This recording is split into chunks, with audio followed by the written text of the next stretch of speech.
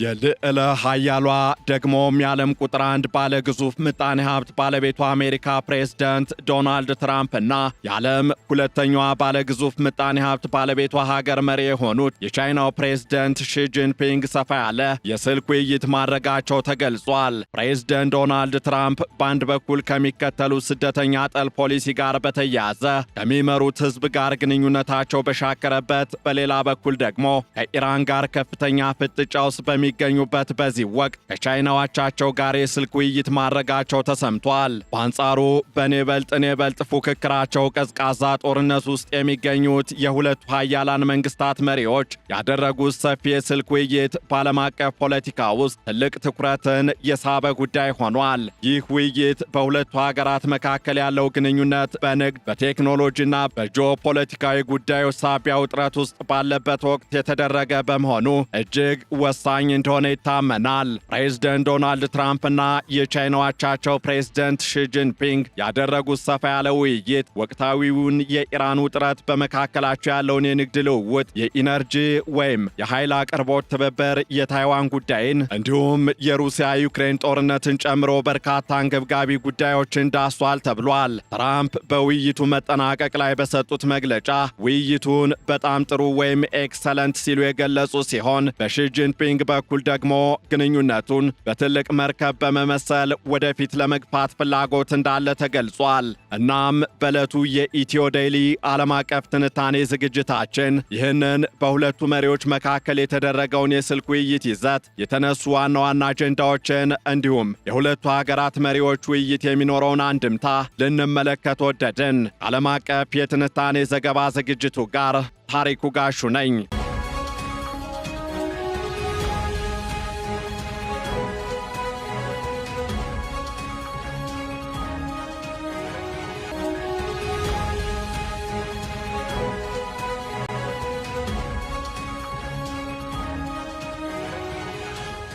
በዋሽንግተንና በቤጂንግ መካከል የነበረው ግንኙነት በንግድ ጦርነት፣ በቴክኖሎጂ ሽኩቻና በታይዋን ሉዓላዊነት ጥያቄ ውጥረት ታጅበው ቢቆይም ፕሬዝዳንት ዶናልድ ትራምፕና ፕሬዝዳንት ሺ ጂንፒንግ በአውሮፓውያኑ ፌብሩዋሪ 4 2026 ማለትም በትላንትናው ዕለት ያደረጉት የስልክ ውይይት አዲስ የተስፋ ጭላንጭል የፈነጠቀ ይመስላል። ይህ ውይይት የተካሄደው ፕሬዝዳንት ሺ ከሩሲያው ፕሬዝዳንት ቭላዲሚር ፑቲን ጋር ተከታታይ ግንኙነቶችን ካደረጉ ከጥቂት ሰዓታት በኋላ ሆኑ ደግሞ የቻይናን ዲፕሎማሲያዊ ሚዛን የመጠበቅ ጥረት በግልጽ የሚያሳይ ተደርጎ ተወስዷል። ፕሬዝዳንት ትራምፕ በውይይቱ እጅግ መደሰታቸውን ገልጸው ከቻይናዎቻቸው ጋር ያላቸውን ግላዊ ግንኙነት በጣም ጥሩ ነው ሲሉ አወድሰዋል። ይሁን እንጂ ከዚህ ንግግር በስተጀርባ እንደ ታይዋን፣ ኢራንና ዓለም አቀፍ የንግድ ሽኩቻ ያሉ እጅግ ውስብስብና ፈታኝ ጉዳዮች ተደቅነው ይገኛሉ።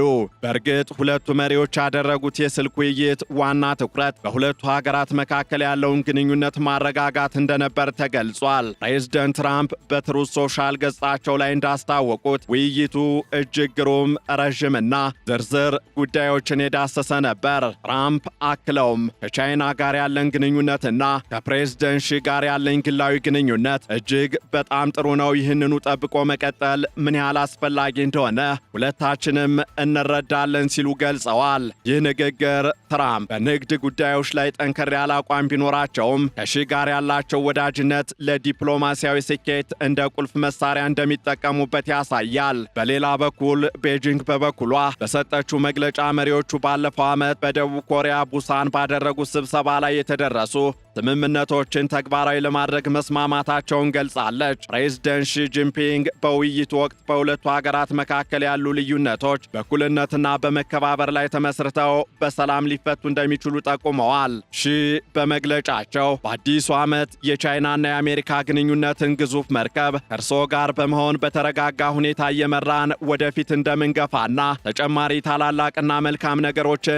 እንደምንሰራ ተስፋ አደርጋለሁ በማለት የሁለቱን ሀገራት ግንኙነት በመርከብ በመመሰል በዘይቢያዊ አነጋገር መልእክታቸውን አስተላልፈዋል። በውይይቱ ላይ ከተነሱት ዋና ዋና ጉዳዮች መካከል የንግድ ግንኙነቱ ቀዳሚውን ስፍራ የያዘ ሆኖ ይጠቀሳል። ፕሬዝዳንት ትራምፕ ቻይና ከዚህ ቀደም ከነበረው 12 ሚሊዮን ቶን የአኩሪ አተር ግዢ ወደ 20 ሚሊዮን ቶን ለማሳደግ መስማማቷን ይፋ አድርገዋል። በቀጣዩ የንግድ ዘመንም ይህ ግዢ ወደ 25 ሚሊዮን ቶን ከፍ እንደሚልም ገልጸዋል።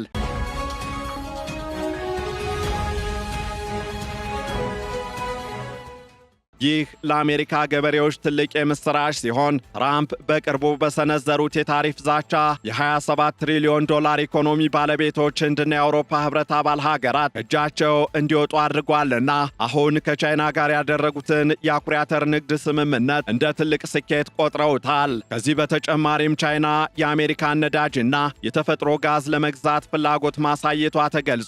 ይህ ደግሞ ቻይና እስካሁን ከሩሲያና ከኢራን በምታገኘው የኃይል አቅርቦት ላይ የነበራትን ጥገኝነት በመቀነስ ወደ አሜሪካ ገበያ ፊቷን ልታዞር እንደምትችል ጠቋሚ ነው። ይሁን እንጂ የቻይናው ይፋዊ መግለጫ ስለ አኩሪ አተር ግዢ በቀጥታ ለመጥቀሱ በሁለቱ ወገኖች መካከል ስምምነቱን ለህዝብ ይፋ የማድረግ ሂደት ላይ መጠነኛ ልዩነት እንዳለ ተስተውሏል። ደግሞ በሌላ በኩል የታይዋን ጉዳይ በሁለቱ መሪዎች መካከል እጅግ ስሱና አሳሳቢው አጀንዳ ሆኖ ቀጥሏል። ፕሬዝደንት ሺ የታይዋን ጉዳይ ለቻይና ቀይ መስመር መሆኑን በድጋሚ አስምረውበታል።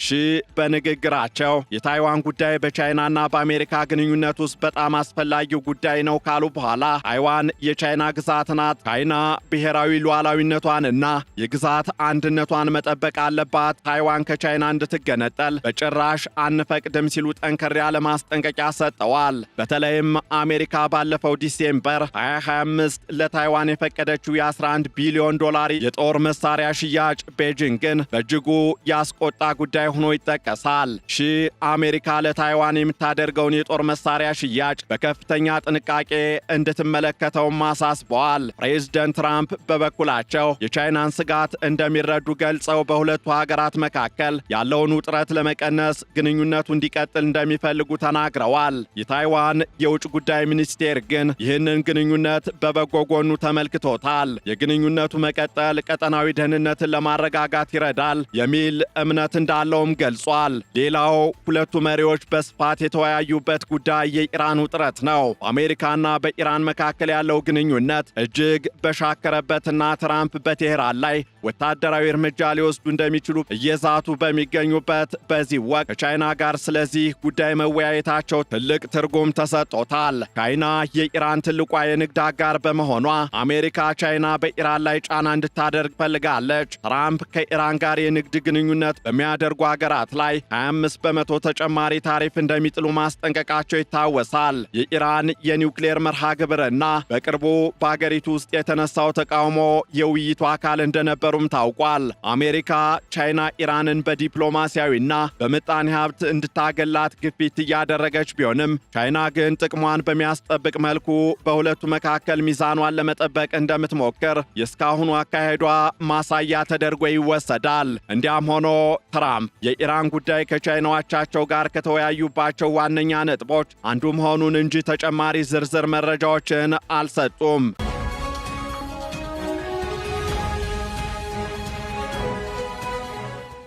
ከዚህ ባሻገርም በሩሲያና በዩክሬን መካከል ያለው ጦርነትም በስልክ ውይይቱ ላይ የተነሳ ጉዳይ ሆኖ ይጠቀሳል። ፕሬዝደንት ሺ ከትራምፕ ጋር ከመነጋገራቸው ጥቂት ቀደም ብሎ ከፕሬዝደንት ቭላዲሚር ፑቲን ጋር መወያየታቸው ቻይና በዓለም አቀፍ ደረጃ ያላትን የዲፕሎማሲ ተጽዕኖ ለማሳየት የተጠቀመችበት ዘዴ እንደሆነ ይገመታል። ቻይናና ሩሲያ ግንኙነታቸውን ለማጠናከር ቃል በገቡበት ወቅት ትራምፕ ከሺ ጋር በዩክሬን ጉዳይ ላይ መወያየታቸው አሜሪካ ቻይና ለሩሲያ የምታደርገውን ድጋፍ እንድትቀንስ ለማሳመን የምታደርገው ጥረት አካል ነው። በተለይም ከዚህ በፊት የተደረገውና ኒው ስታርት የተሰኘው የኒውክሌር መሳሪያ ቁጥጥር ስምምነት በሚያበቃበት ዋዜማ ትራምፕ ቻይና በአዲሱ የኒውክሌር ቁጥጥር ስምምነት ውስጥ እንድትካተት ያላቸውን ፍላጎት ገልጸዋል። በእርግጥ ይህ የስልክ ውይይት ለምን ትልቅ ትኩረት ተሰጠ የሚለው ጥያቄ መነሳቱ የሚጠበቅ ሲሆን ምላሹም በመጀመሪያ ደረጃ ሁለቱ ሀገራት የዓለምን ኢኮኖሚ የሚመሩ ግዙፍ ኃይሎች በመሆናቸው በመካከላቸው የሚፈጠር ማንኛውም አለመረጋጋት መላውን ዓለም የሚነካ መሆኑ ነው። ሁለተኛው ፕሬዝደንት ዶናልድ ትራምፕ በመጪው ሚያዝያ ወር ወደ ቻይና ጉብኝት ለማድረግ ማቀዳቸው ለግንኙነቱ አዲስ ምዕራፍ ሊከፍት ይችላል ተብሎ የሚጠበቅ መሆኑ ነው። ከዚህ ጋር ተያይዞ ምንም እንኳን ቻይና የሰጠችው ይፋዊ መግለጫ ባይኖርም ትራምፕ ግን ጉብኝቱን በጉጉት እንደሚጠብቁት ተናግረዋል። ይህ ጉብኝት በንግድ፣ በቴክኖሎጂና በደህንነት ጉዳዮች ላይ ዘላቂ ስምምነቶችን ለማድረግ የሚያስችል ዕድል ይፈጥራል ይፈጥራል ተብሎም ይታመናል።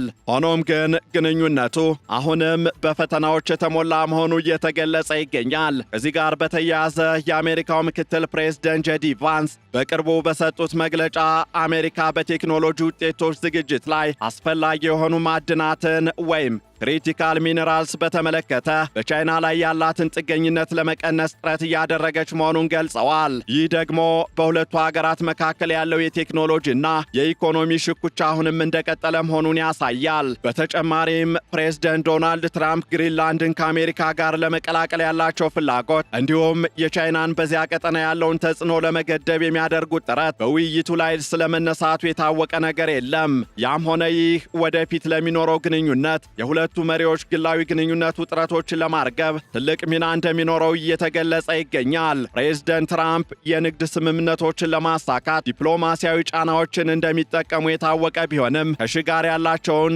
የቅርብ ወዳጅነት ግን ለድርድር ማለሳለሻነት ይጠቀሙበታል። ቻይና በበኩሏ የራሷን የኢኮኖሚ ችግሮች ለመፍታትና አሜሪካ ጋር ያለውን የንግድ ግጭት ለማርገብ ፍላጎት አላት። ይሁን እንጂ በታይዋን ጉዳይ ላይ ያላት ጽኑ አቋም በማንኛውም ጊዜ ግንኙነቱን ሊያበላሽ የሚችል የፈንጂ ቀጠና ሆኖ ይቆያል። እናም የትላንቱ የትራምፕና የሺ ጂንፒንግ የስልክ ውይይት በዓለም ሁለቱ ግዙፍ ኃያሎች መካከል ያለውን ግንኙነት ለማረጋጋት የተደረገ ትልቅ እርምጃ ተደርጎ ይወሰዳል። ምንም እንኳን በተግባር የሚታዩት ችግሮች ስር የሰደዱ ቢሆኑም መሪዎቹ በቀጥታ መነጋገራቸውና ግንኙነቱን ለመቀጠል ፍላጎት ማሳየታቸው ለዓለም አቀፉ ማህበረሰብ መጠነኛ እፎይታን ሰጥቷል። መጪው የፕሬዝደንት ዶናልድ ትራምፕ የቤጂንግ ጉብኝት እነዚህ የተጀመሩ የንግግር ጭላንጭሎች ወደ ጠንካራ ስምምነት ይቀየሩ ወይስ ወረቀት ላይ ይቀሩ የሚለውን የሚወስን ይሆናል። እንዲያም ሆኖ የትራምፕና የሺ ግንኙነት በፉክክርና በትብብር መካከል ያለ ውስብስብና ስስ ጉዳይ ተደርጎ የሚወሰድ ነው።